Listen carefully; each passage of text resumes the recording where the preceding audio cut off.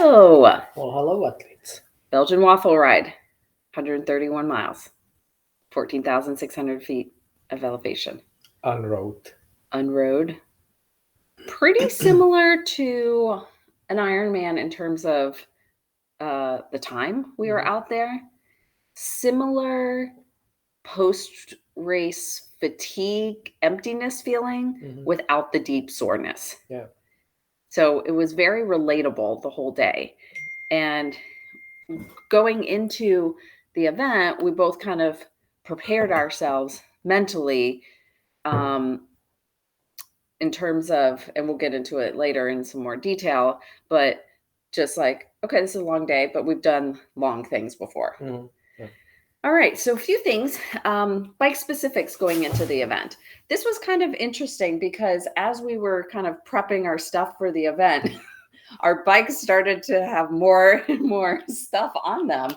And at first it's like, oh, we don't need all this. But then it was like, oh, wait, we're kind of going to be out there all day long. Like the race starts at 7 and I had a feeling I was going to finish around between 5 and 6 o'clock at night. So that's a long day. So that was kind of fun to like think in a different way instead of like, hey, bike is there, tires are pumped, that's it, versus okay, or instead we were like, okay, do we have these tools?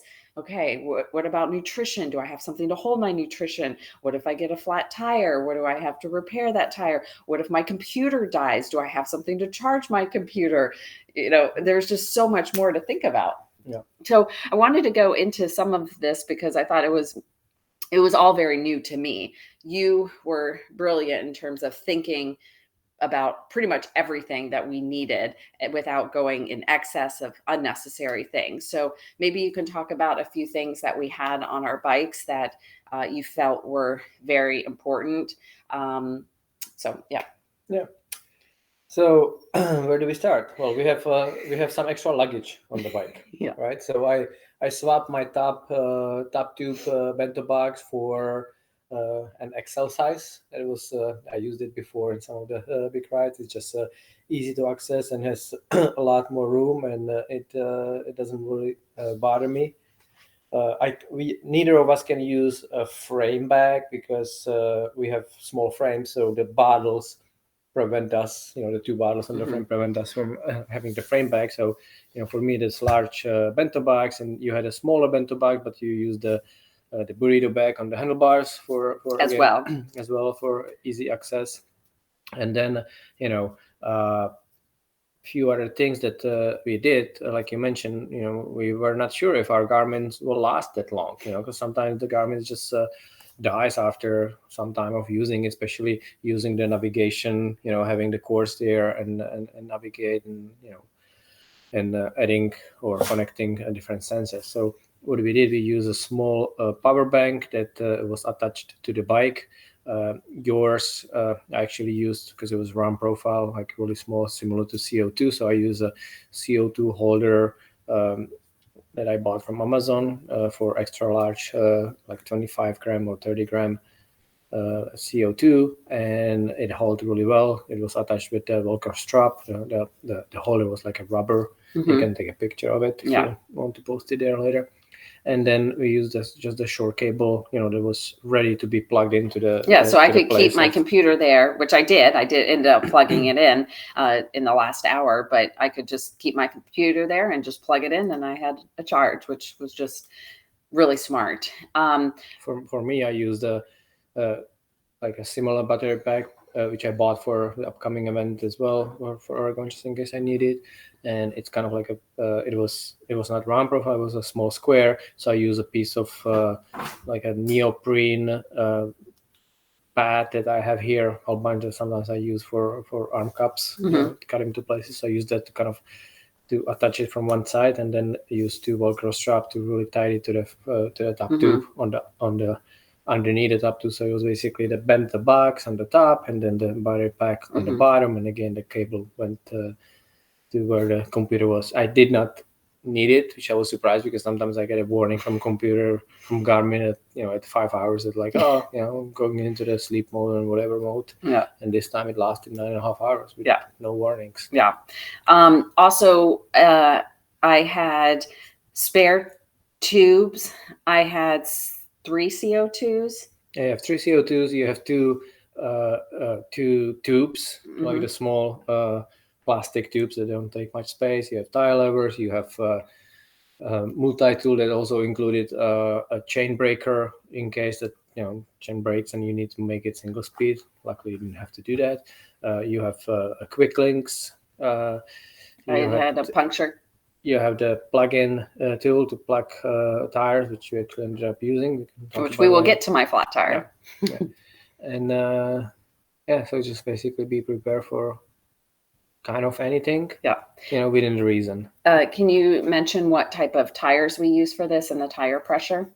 Yeah. So, it was, again, a little bit of kind of like a unknown and playing with like the common sense. So typically when you do a gravel ride on your bike, you have, since you are a lighter rider and you have wider tires, your tires are the Panaracer Gravel King SKs in 43 mils. And mounted to the wide rims, which is also important because you can have the same tire mounted into different widths of the rim, and the tire will blow up into different size. So typically you use like 27, 28 psi on your tires, but because there was still plenty of pavement. So yeah, about half of the course was pavement, the other half was unroad. Yeah, so what we did the day before when we were testing the bikes, I put a little bit more pressure there, and then I kind of ask you, like, would be okay if you ride this pressure, so you can kind of you have two options basically. I gave you options, right? I ask you can either have a more stability, security off-road, and you will be giving up some speed on the pavement, or you can have a little bit more speed on the pavement, and can you manage this type of the pressure off-road? And we're not talking about anything big. Instead of 27, 28, your tires were 32, 33. Yeah. So what do we end up go with in terms of strategy? A little bit high pressure. Yeah. But it was just it's still very low pressure. Yeah. Your tires were 32 and 33 psi rear. Yeah. I went with like 37, which normally I ride around 30, 29, 30. But just again for the same reasons, and my tires are a little bit narrower, just so I can. I'm not losing that much speed or have to work so much harder because of the length of the race on the paved segments. Yeah. It was really helpful to us that we knew the course. We knew and had ridden it, not all at once, almost all of the course. In every Belgian Waffle Ride, they do not announce the course until about 2 weeks before. More like a race week. Or race week. And then they also, as with many gravel races, they like to spice it up. And so in this race, there was 3 private road sections on roads that... you keep saying road, has nothing to do with road. Sections. Yeah. Private properties. 3 private property. I'm still getting the hang of the gravel lingo or the off-road lingo. Yeah, there were no roads. So they were clearly not roads. Yeah. They had never been roads. It was never meant for bicycles to go through. So 3 sections that were on private property that were single track and fields and steep hills, but we'll get to that later. But so besides that, we knew all of the course, which was really helpful. And I think actually we've done several gravel races and other events off-road. And I think that this one, mentally, I was in the best place because I knew the course. And it just really shows how helpful it is when you know the course, because you know what's coming. So I knew, okay, after this section, I have this downhill, or this is going to be a harder section, but then I have this, or, ooh, I can't wait for this one, or this is a really pretty section, or, oh, I just have to get through this, and then I'll be okay. So I think that really helped to know the course. We also downloaded the course and tested it out to make sure it was in our computers. Yeah, because originally when you download the course and something happens, another course came up, and you download it, the wafer instead of waffle. Yeah. So check that out in my pre-ride the day before. So yeah, downloading the course was helpful. We also did a pre-ride. We had Coach Joe, our good friend Joe, here in town. So all three of us went for a ride on Friday evening around 5 o'clock. And I think when you ride off-road, it is really helpful to do these pre-rides because number one, I had all my setup so I could kind of see, was anything bouncing, was anything in my way. It allowed me to get more familiar with the setup that I was going to use for the race, but it also allows you to kind of get out some of those kinks where it's like, oh, what does this feel like? And the bumpiness. And thankfully we have a few great off-road sections where we live around Furman. So we don't have to go very far and we don't have to ride very long to just kind of get that feel and the body bike separation. So I do think that pre-ride helped tremendously.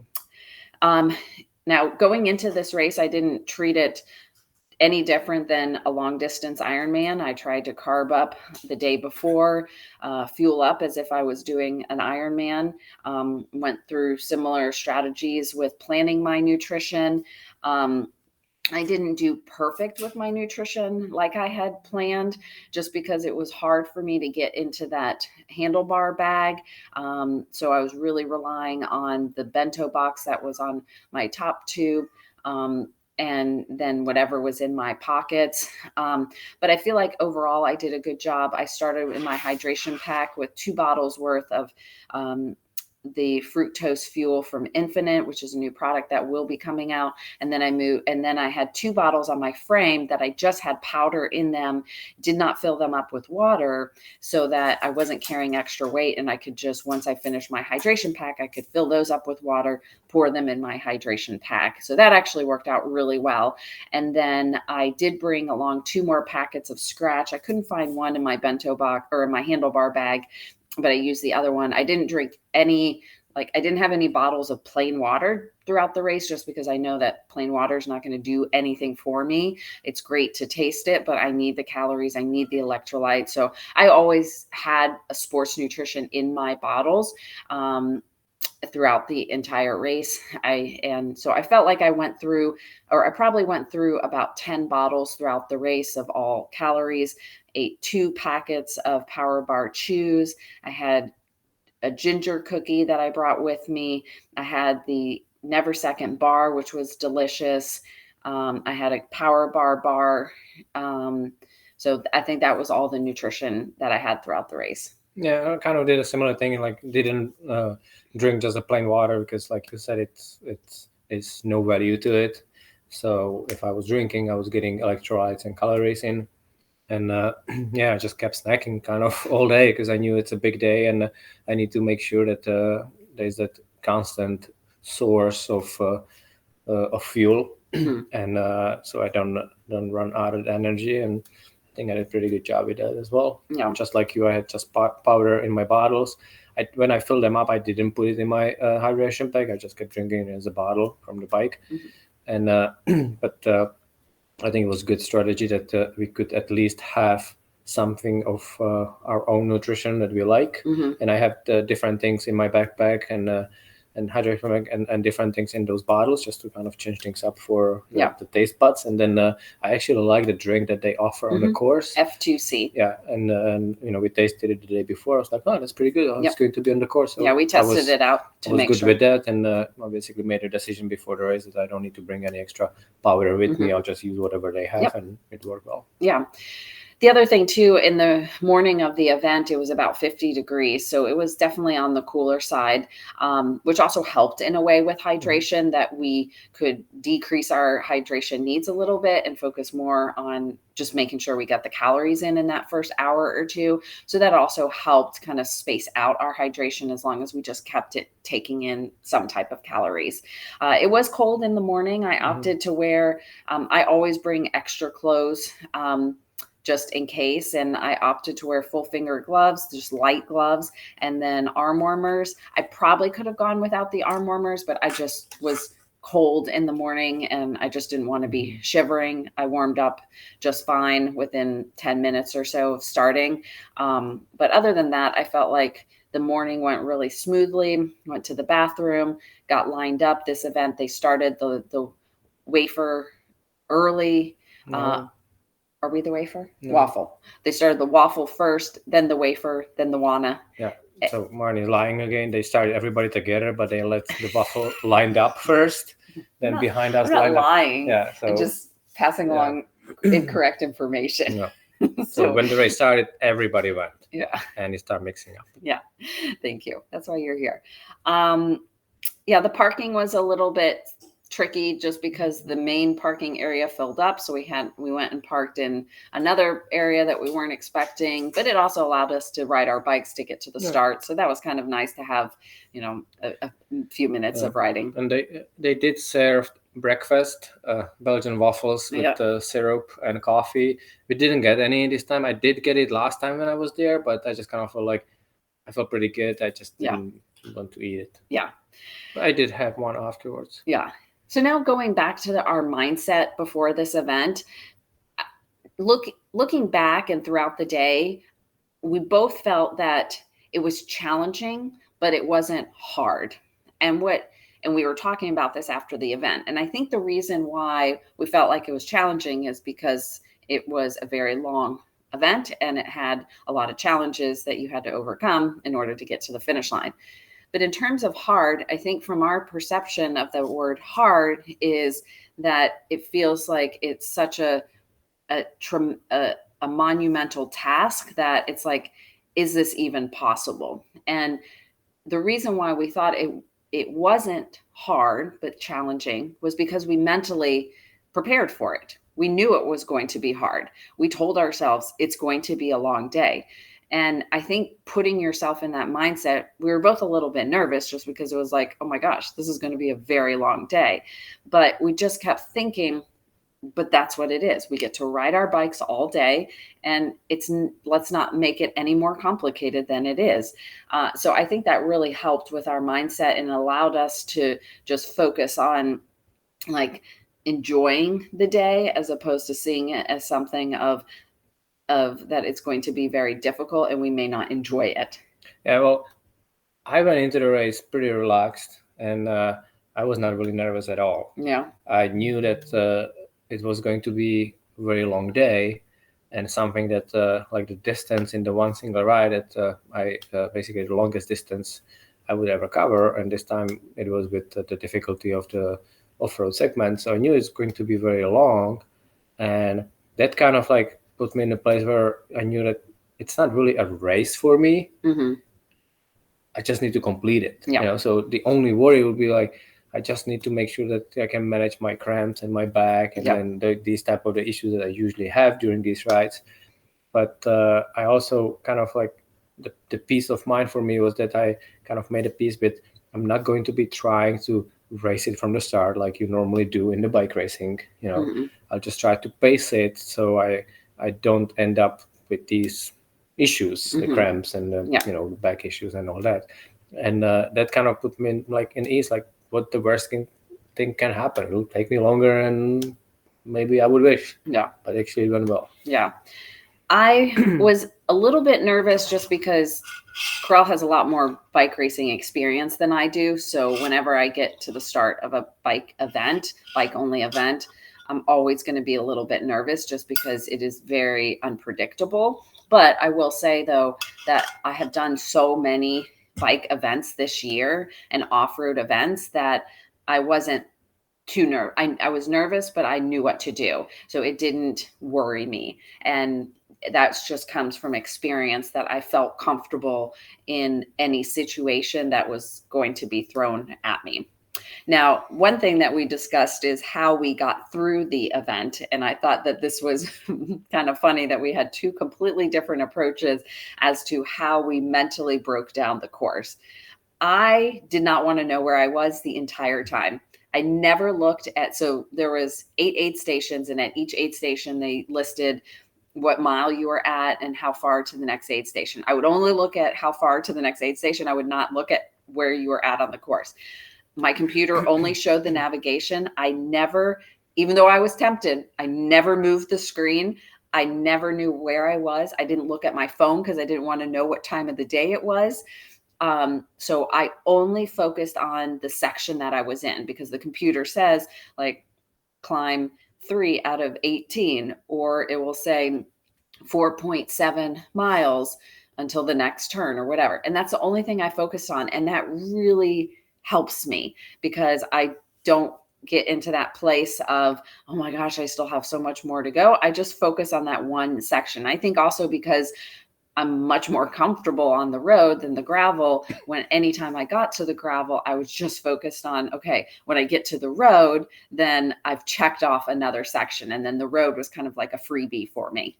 How did you approach the race? Well, completely different because I could care less about anything else, but I wanted to know where I am. What's the mileage that I covered? And I was constantly calculating in my head, like, if I keep this, I will be finishing around this time, and this is great. So my goal into the race, we both had a time goal. So I wanted to finish under 10 hours. Yeah. But I was totally fine. 11. I was totally fine if it would be 12 hours. Yeah. But just kind of like seeing how the time fluctuates, like, oh wow, I'm on to finish it just a little bit after 9 hours, and I have that's kind of the bonus, the buffer, that now I can slow down because I'm still, I'm still meeting my goal, finishing under 10 hours. So I was constantly kind of keeping my mind occupied by this. And sometimes it was kind of almost like a mind blowing in terms of like, I felt like we did so much. Yeah. There was so much that already happened. So much. And a lot of effort, a lot of hard stuff. We've been riding for so long. We were riding for so long. I look at a computer and I see that we covered not even the 30 miles, which that's why I did want to look at it. I was waiting for the mark 31 miles so I can say just 100 miles to go. I could not do that. That would drive me crazy. Yeah. I would. And then when I reached the half point, I was like, wow. And now I'm in the half, and now the mileage to go will be less than the miles that I covered. So I was kind of playing this, and then I finally get to the, like a 40 miles to go, and then I get to the single digits, and it was awesome. Yeah, not for me. Yeah. I was happy when I was actually surprised when I got to the last aid station and it said 116 or 119. Yeah, they said like 16, 17 miles. Oh, 16 miles to go, and I was like, that's nothing. And that actually just made my whole day. Knowing that the Jira mountain is about to come. Well, yeah, and just that mountain, but 16 miles, that's it. All right. So let's kind of give a little recap of the event, if that's possible. So our area is great for gravel riding. And so what they threw at us right away was single track. And I would just even correct it. It wasn't single track meant for biking. Yeah. It was more like a hiking trail. On a private road that nobody has ever seen before. And only uphill. And with switchbacks. Yeah. It was just like this. Like tight switchbacks. Yeah. So now you're putting and rocks and many hundreds of riders all within 7 miles going straight to a single track. Yeah. So in the first 7 miles, we covered 7 miles on the pavement and we hit this hiking trail. Yeah. So knowing this, we discussed it. I said it's going to be mayhem because it's way too many people, and there will be, only the first few people will be able to ride it, if they have skills, and then the rest of it will be kind of like a hike, a bike, ride it when I can and stuff. So my approach was to, like, although I said that I will have to pace it, but I was like, I need to kind of use similar to what you would call the takeout speed, in the swim, just to kind of get away with the front group, so I can set myself up to be able to kind of get through this, trail section. And then after that I can pace it, because then after that I was familiar where we are. It was, more open gravel road in the DuPont. So then I can settle into the rhythm. And even with this approach, so I entered the trails within the first group, somewhere towards the end of the front group. But you can, as soon as we hit the trail, it was the first switchback and first really steep segment. Everybody got over the bike, started pushing, just because it was really congested. Then it kind of, was more. Since then, it was rideable, and I was able to ride everything. But the approach was that you always want to keep maybe 2 bike lengths, bike and half ahead, so you can react to the person ahead of you. And there were a few crashes that would crash right in front of me, and I was able to kind of go around and we discussed a funny story about there was a girl behind me. She was really, really strong actually, but she kind of like kept yelling, like, like passing, going through. I was like, going where? Like, you don't going anywhere, because it's a line. It's like sitting in traffic. Just wait in the line, wait for your turn, Yep. and you'll be fine. Yeah. A year ago, I would not have been able to do what they asked of us on this course. So I was definitely happy that I've had my new mountain bike skills, which just make riding off-road a lot more fun. I had one little unclipped tumble type thing. I didn't fall, but I just kind of slipped a little bit, that I didn't make it through this rock section. And, I don't get nervous anymore about people behind me. I feel like at these events, there's not mean people there. Everybody's going through the same thing. And even if somebody says something, I don't think they really mean it. Like if they're like, ugh, like that, it's just kind of like, oh man, bummer. I could have gone through that. Bitch, get out of the way. Yeah. So everybody's really nice. So I just don't let those things. I know that can be worrisome for a lot of people at these off-road events. Oh, I'm holding somebody else up.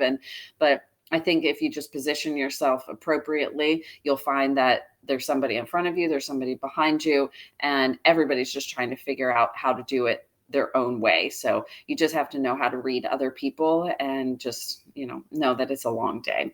So once we got through that, then we got to Pinnacle Mountain, which we saw way too much of. It's a steep, chunky, rocky mountain that we went down. Well, first, before we get to that, we actually climbed for quite long through the Sky Valley Road in the DuPont, yes, which was pretty smooth gravel. Yep. But it's a constant climb. It has those switchbacks. Yep. So gravel switchbacks, and to get to the point where the Pinnacle Mountain kind of tops almost. And typically in our pre-rides or training rides, we go up to Pinnacle Mountain. So it was kind of different. I think I've done it only once or twice going downhill. Mm-hmm. But you would expect when you ride that mountain from the steeper side, and you feel like it's a huge mountain that going down, it's like it's fun and only down. And there were actually some uphill sections. I know, it's very weird how it feels different on race day. But it's really, like Marnie said, it's really chunky, really rocky. Our gravel campers from earlier this year, they are familiar with this mountain because we did it on the way up. Mm-hmm. And they know how gnarly it is. But for me, it was kind of like, I really enjoy anything technical and anything going downhill technical. I was just in my elements. Yeah. There were athletes, people who were passing me on some of the uphills because, like I said, I wanted to pace it. I didn't want to race it just yet. And they would make a big gap on me on the top. And then I just bombed this. It was like in total, it was like 8 miles going like net down through the DuPont, mm-hmm. Through Pinnacle, and then getting out. And I repassed them and left them behind, and, like, no see them anymore. So that was really fun. Yeah. So then once we descended down that and then went out of DuPont, then we're getting closer to another private road that we had never seen before. And we were both really curious, like, what is this road? And I'm just thinking like the single track, oh, this is going to be fun. Another single track off-road type thing. Well, as soon as we got there, it was like, bloop. Yeah. So, before the event, we both look at a map and I show you, like, look, this is kind of how that road to Pinnacle Mountain goes. Yep. The one that we know that it's super steep and the hardest climb around. So it was like this, and this one went like straight up to the same point. So I guess I was naive, and I didn't. If you need to get to the same point at a high elevation, that means that sucker will be steep. I was very naive. It was so steep. Yeah. So the first section I walked because other people were walking. As soon as I saw them walking, in my mind, I'm like, I can't do this. So I walked that section, and I was like, it is way too early to just be grinding it out. We have all day to go. And then I got back on my bike, and then we got to an even steeper section. Mm-hmm. And at that point, everybody's walking, and it hurts to walk your bike. And I just say, oh, I'm stretching my calves. I'm stretching my hamstring. It's so hard. All I want to do is just ride my bike. And it was bumpy. It was rocky. It was technical. Loose rocks. Yeah, it was tough. So it was actually tough to even walk it. But I was thankfully, it wasn't too long. Yeah, I think it was long enough. Yeah. And I was able to ride it until the point where basically I was starting to fall off the bike, so quickly unclip and start pushing it at the upper part. Yeah. But then actually I really enjoyed the segment kind of like in the forest, Yeah. before we get to that point on Pinnacle Mountain Yeah. that we were familiar Yeah. with, and finish it up. And back up Pinnacle Mountain. And this time they actually took us all the way out to DuPont through Pinnacle Mountains, which is basically it goes even steeper and higher up on the gravel, really nasty gravel, and then it turns into the pavement and keep on climbing to the highest point, which is in this area is one of the steepest and highest road. And then after that, it's like extremely steep descent. With very fast descent. So again, it helped knowing the course. Yeah. So once we got through that section, then we got to the first aid station, which was Mount Olivet in a church. And that was nice. I saw Joe there. He was fixing something with his bike, some kind of mechanical. He needed to borrow a tool from me. And then I needed to go to the bathroom. I filled up my bottles, went to the bathroom, the porta potty. And then as I was getting out, I just kind of pressed on my tires and I was like, oh, my tire's kind of flat. And this was at mile like 30, 31. And I was like, at that point, I just kind of wasn't sure exactly what to do. And Corel had told me there was kind of an order that my tire will, if I get a flat tire, my tire should seal itself with the tubeless setup. Secondly, I should patch.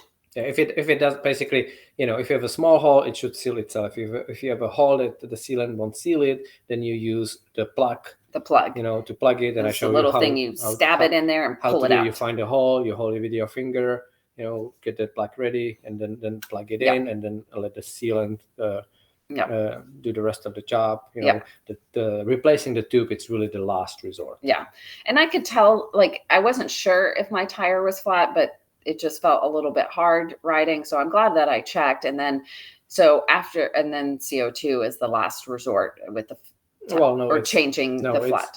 It's like you guys choose the pump because, the pump. Yeah, the hand pump. CO2 has a smaller molecule, so it will leak through quicker, but CO2 is the quickest and the best option to do in the race scenario. Yeah. But since you said it, Joe was helping you, you guys couldn't find the hole, right? So it would really not help with that. So we used his hand pump, and actually we used the pump at the aid station. So they had a pump there, and I was very thankful that Corel told me what PSI, so I knew what to pump it up to. And it was my rear tire, rear tire. So the tire was holding air. Joe looked at it, so we thought it would just continue on. At that point, Joe was kind of in a rough spot then, so we rode together, had a nice descent down Mount Olivet, and then got in. Beautiful descent. Yeah. I bombed it on the gravel bike and fat tires, 53 miles per hour. Ooh. Oh my gosh. I was still a little nervous about my flat tire-ish feeling. So then we got to the lake and rode around the lake, did some more climbing on the gravel, then had a super fast descent down, and then started climbing again. And then on the gravel. No, that's the road. Oh, we rode the long road before the alpacas. Oh, okay. So once we got past that road, or on that road, don't be mistaken with the other road. It's that road. Because everybody's familiar with our backyard. Yeah. So basically, there were some up and downs on the paved and gravel, and that's how it went. Yeah. But so when we were for climbing, the most part, it was pretty smooth at this point. Yeah. So when we were climbing, I felt my tire starting to get flat again. And at this point, somebody we were riding with said, "You must be like the top 15 girls out here." And there was a small 15 girls. There's only a small number, maybe like 30. So I was like, oh, that's really cool. Because I told Corel it'd be really cool if I got top 10, and my goals were top 10 or breaking 11 hours and of course finishing. So at that point I was really excited. And so then when my tire went flat again, I was just like, bummer. And so I was like, Joe, we should just fix this now so I don't have to keep going. So he actually had a hand pump that is from Silka that connects with your phone via Bluetooth so that you can see the PSI as you're pumping it, which I thought was just brilliant. So he was able to pump it up. But then after he pumped it up, he realized, oh, I hear it. So he found the hole, which was very small. So for some reason, the sealant didn't seal. and he found the hole, so he plugged it, which was really helpful that he was there because I had never plugged a hole before, but now I know what to do. So I am thankful that it happened because And now we use a Dynaplug, which is kind of like almost like a bone arrow, the tip, so it's easier than some of the other plugs. Yeah, and then so once he plugged it, then he could use the pump to make sure it was pumped up to the correct psi, and then at that point I was good to go. Unfortunately, I saw about 5 girls pass as this was happening, but I knew also this needed to get done. And even though I was like, I gotta get back out there, I was kind of like, oh my gosh, I still have like 90 miles to go or 80 miles to go. There's still a long day. So I was just having fun. I mean, it was a race, but it wasn't a race. It was just more about the experience. But keeping myself competitive is really important to me because it allows me to keep caring, and I enjoy that part of racing because you can only be in this environment on race day, and I know that when I'm competitive I get the best out of myself, and so I never want to stop giving up no matter what happens. So even though this happened, we were having fun with it, but then it was like, okay, now I get to go chase some people. My favorite climb was the Saluda grade, or the old Saluda grade climb. Great climb. I was able to catch up to several girls on that climb after a nice descend down. So that was my favorite climb. And then once we got to an aid station in Saluda, I refilled my bottles. I would say that was kind of a little bit longer of a stop, even though we would circle back around in like 12 miles and stop there again. But I just wanted to take care of the nutrition then because I was running a little bit low. And that was kind of the point in the ride where you're kind of getting close to halfway. And I really just wanted to make sure I was still fueling well. Yeah, so that same aid station, I decided that that's the aid station where I will stop and take care of myself what I needed, use the bathroom, refuel, same thing. And I was excited that I will be there soon after 12 miles, although that was a really kind of like a technical gravel descent with switchback in my way first, and then smooth gravel around the lake, which is kind of like a nice flowy turns, which I'm so familiar with, and then going uphill and through the forest, like the forest roads that sometimes are rough, sometimes not. And then I was going to be there, and at that point, the second time, I will be past the half point mark, which I was super excited about. Yeah.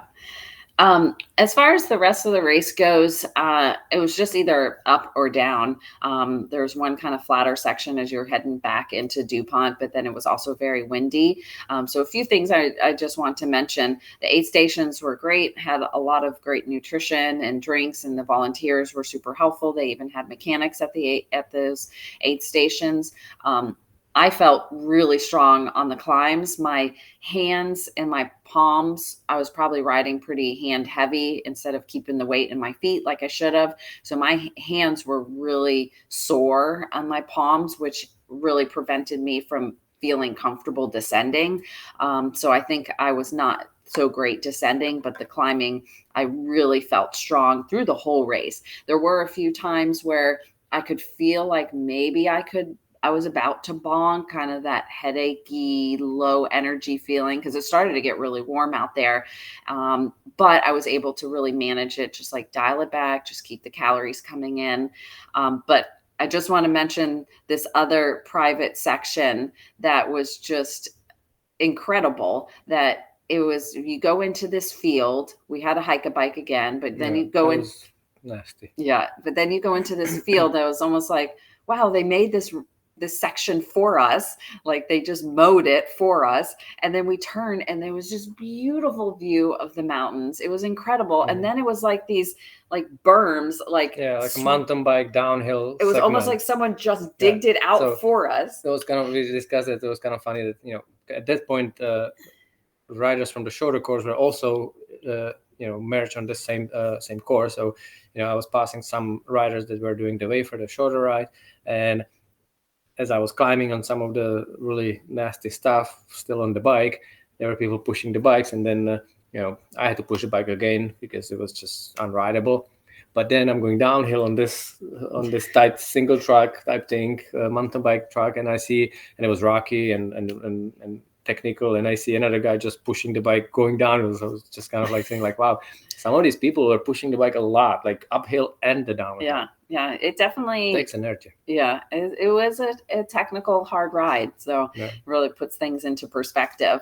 And then we went back to DuPont, and this time we were doing the Pinnacle Mountain from the normal side, but we were also at mile 90. I didn't know, but I was like, I don't want to see Pinnacle Mountain ever again. I'm so done with this.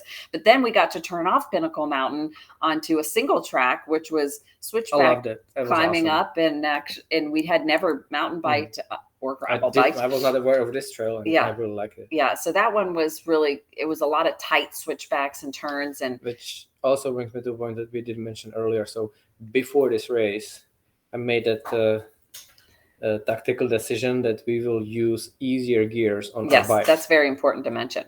Because I know how it feels like. I know that basically anything can be done on the gears that we had, but things feels different when you are tired and when you are at mile 80 and 90 and 100 and you still have 30 miles to go and a lot of climbing.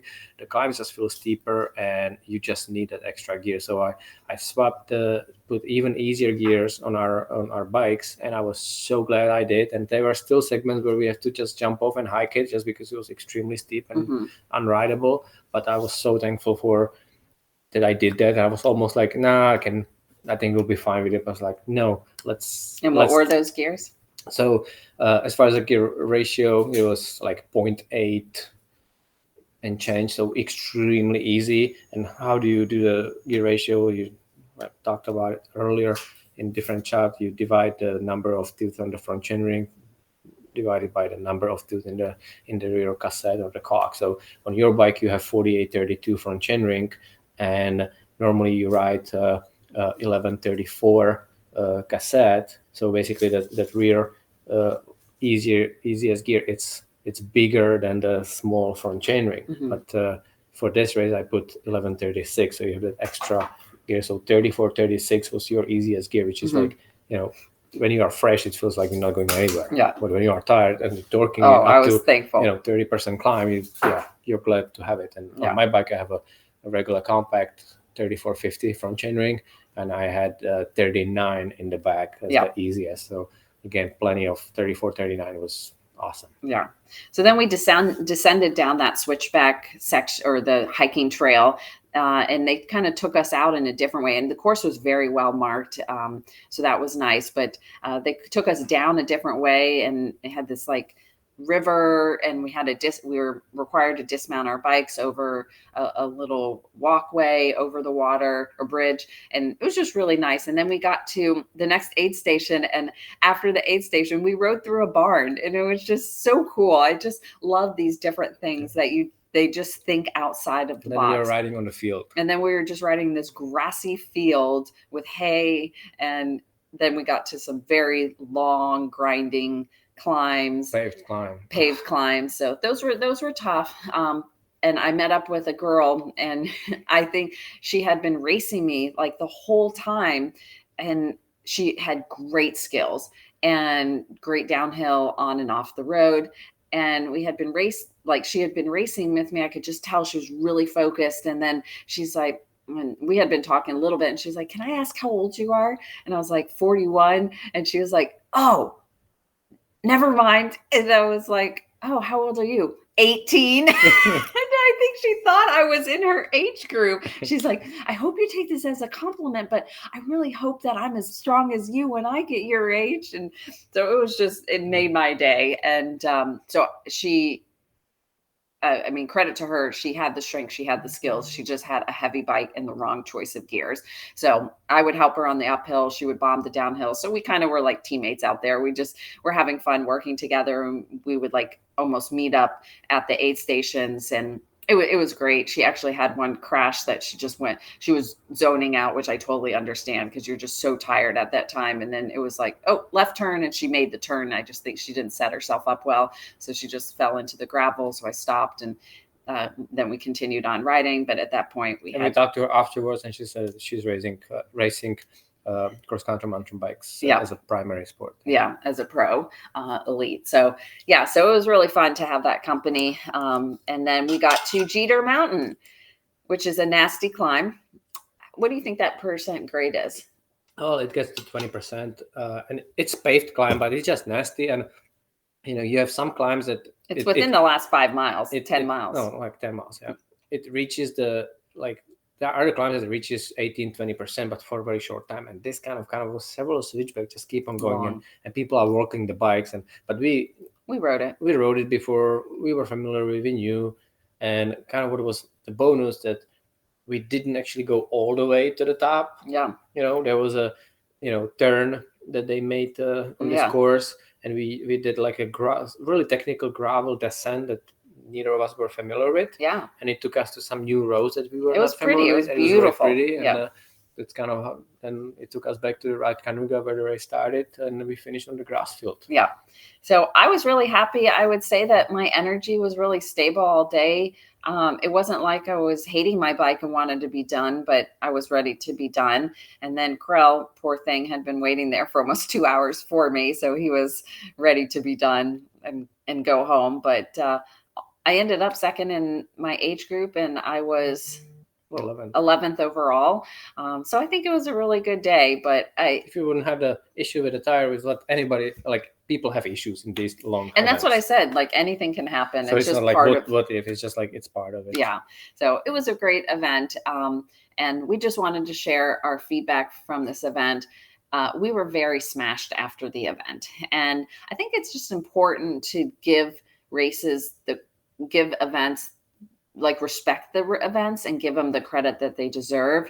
And I think we were both kind of like, oh, we should be doing something the next day. We only rode our bikes yesterday. And I know that sounds kind of silly, but I think as athletes, we've all been there, and we kind of just compare, like, I should be doing something because I only did this yesterday. But we were both very smashed, and we just could not make ourselves physically do anything on Sunday.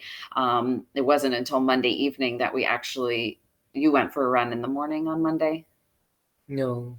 So we just swam in the evening on Monday. So I think you went for a run. I don't know. But yeah, so we were very smashed, and it took a lot out of us. Like I said, it was the Ironman emptiness feeling without the deep, deep soreness, although we were very sore. Yeah, but also another key point is that because we are endurance athletes, triathletes, we've done many long events such as Ironman.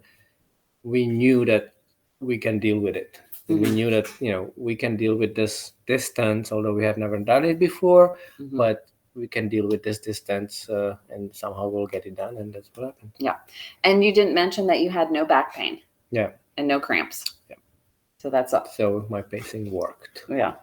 I was telling Joe that at the end, Karel is either going to say that he had a really good day or a really bad day. There's no in between for Karel. Either his back was good and he had a good day, or his back was bad. I think I actually paced it pretty well, because people who passed me and left me in the dust earlier, 5-6 hours later, I was passing them and they were like zombies, and then I actually felt really strong at the very end, and I just kept on pushing. It's important to remember when you do these long distance events, and even like an Ironman. But it just goes against everything that you know from racing bikes. Like, you stay in the pack until you absolutely die, and then hobble to the finish. Yeah. That's how bike racing is. But this is just different event that you have to go about in with different perspectives. Yeah. The last thing I just want to mention is sometimes people will say, when they have an event, like a big magnitude event in their area, they say, well, I can ride those roads anytime. Why would I pay for an event? This event is a little bit more pricey of an event relative to maybe some more grassroots gravel events.